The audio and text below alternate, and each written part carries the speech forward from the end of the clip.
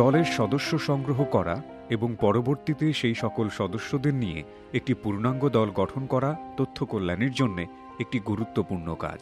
সাধারণত তথ্য কল্যাণীরা তার এলাকায় বিভিন্ন শ্রেণী পেশার মানুষ, যেমন কৃষক, নারী, কিশোরী, শিশু, শ্রমিক, নির্ভরশীল, গর্ভবতী, বেকার প্রভৃতি মানুষদের নিয়ে দল গঠন করে থাকে।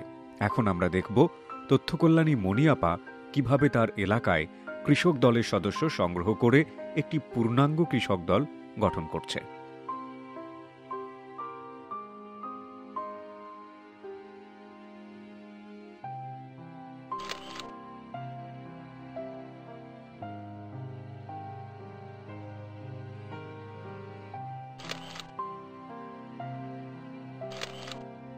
মা, তুমি কি করতেছো? ছবি তুলতেছো নাকি? হ্যাঁ চাচা, আমি একটা ছবি তুলতেছি। কেন ছবি তুলতেছো? তুমি কি কোনো সাংবাদিক নাকি? আমি একজন তথ্য কল্যাণী, আমাকে সাংবাদিকও বলতে পারেন। তো চাচা, আপনার বেগুন ক্ষেতের এবছর ফলন কিরকম হয়েছে? ফলন বিভিন্ন সাইডে তো ফলন বেশ ভালোই হয়েছে, কিন্তু আমার ফলন তো সব এই যে দেখো পোকায় সব খায় ফেলেছি। আপনার এই বেগুন ক্ষেতের পোকা দমনের তথ্য আমার কাছে আছে, চলেন আপনাকে দেখাই।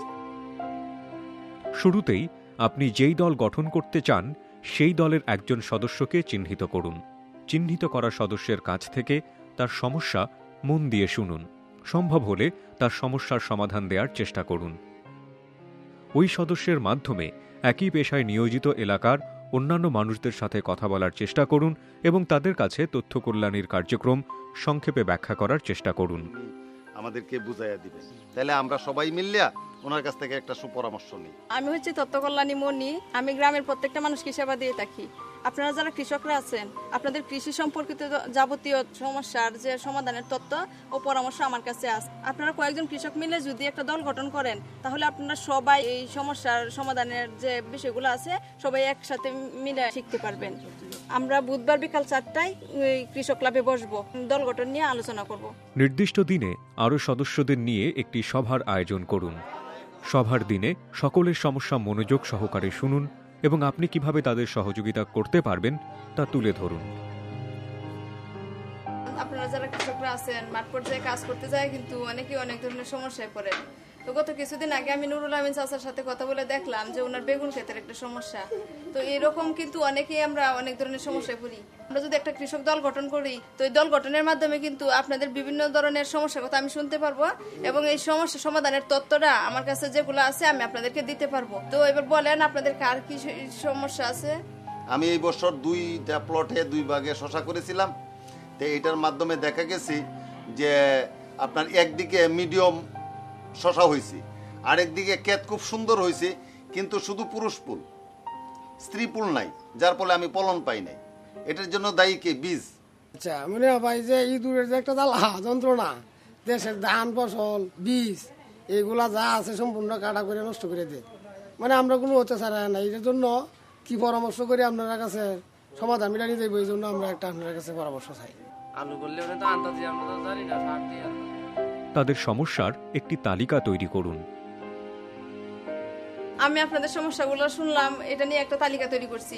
এই তালিকাটা আমি হাবের ভাইয়াদের সাথে বসে আলোচনা করব। তালিকাটা নিয়ে রবিবার বিকাল 4টায় আপনাদের সাথে দল গঠন চূড়ান্ত কইরা একটা সমস্যার সমাধান নিয়ে আমরা প্রতি সপ্তাহে একটা সমস্যার সমাধান দেখব। তালিকা অনুযায়ী সমস্যাগুলো হাবের কর্মীদের কাছে ব্যাখ্যা করুন এবং সভা বা অধিবেশন অনুযায়ী সমস্যাগুলো সমাধানের উপায় বের করুন। অধিবেশনের তালিকাটি সদস্যদের সাথে আলোচনা করার মাধ্যমে চূড়ান্ত করুন। তো গত সপ্তাহে আমি আপনাদের কাছ থেকে যে চাহিদার তালিকাটা নিয়েছিলাম, হাবিব ভাইদের সাথে বসে আলোচনা করিয়া ওইটা আমি চূড়ান্ত করে নিয়ে আসছি।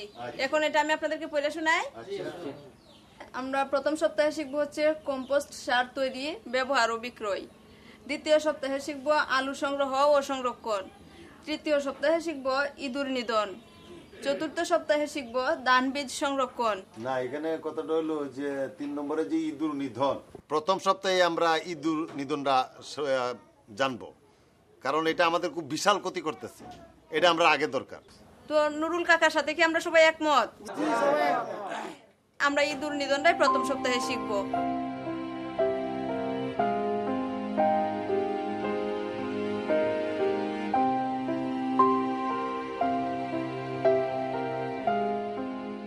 বিষয়টা কোন সপ্তাহে শিখবো এইটা নিয়ে তো আর কারো কোনো কথা নেই।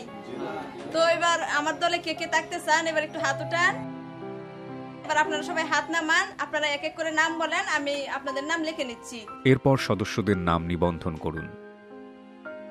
কার্ড বিতরণের মাধ্যমে দলের সদস্য নির্বাচন চূড়ান্ত করুন। নুরুল আমিন। এতক্ষণ ভিডিওটিতে আমরা দেখলাম যে তথ্য কল্যাণী মনি আপা কিভাবে একজন কৃষক সদস্যের সূত্র ধরে একটি পূর্ণাঙ্গ কৃষক দল গঠন করল।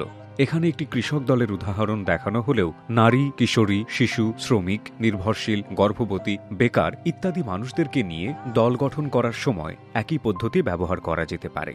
এই কাজে তথ্য কল্যাণীকে তার পরিবারের সদস্য বা আত্মীয় স্বজন সহযোগিতা করতে পারেন। এই অধ্যায় থেকে আমরা যা যা শিখলাম: ১. কোনো দল গঠন করার জন্যে সেই দলের কোনো একজন মানুষকে চিহ্নিত করতে হবে। ২. সেই মানুষটির সমস্যা মনোযোগ দিয়ে শুনতে হবে। ৩. তাকে সাথে নিয়ে ওই এলাকার একই ধরনের শ্রেণী পেশার মানুষের সাথে কথা বলতে হবে। ৪. তাদেরকে নিয়ে কোনো একটি নির্দিষ্ট দিনে নির্দিষ্ট জায়গাতে সভা বা অধিবেশনের আয়োজন করতে হবে। ৫. সেই সভাতে সকলের সমস্যা ও চাহিদার একটি তালিকা তৈরি করে পল্লী তথ্য কেন্দ্র হাবের সাথে কথা বলে সমস্যার সমাধানগুলো তথ্য কল্যাণী তার দলকে সরবরাহ করতে পারবেন কিনা তা যাচাই করতে হবে। ৬. এরপর আরেকটি সভা বা অধিবেশনের মাধ্যমে সেই দলের সদস্যদের নাম চূড়ান্ত করে নিবন্ধন করতে হবে।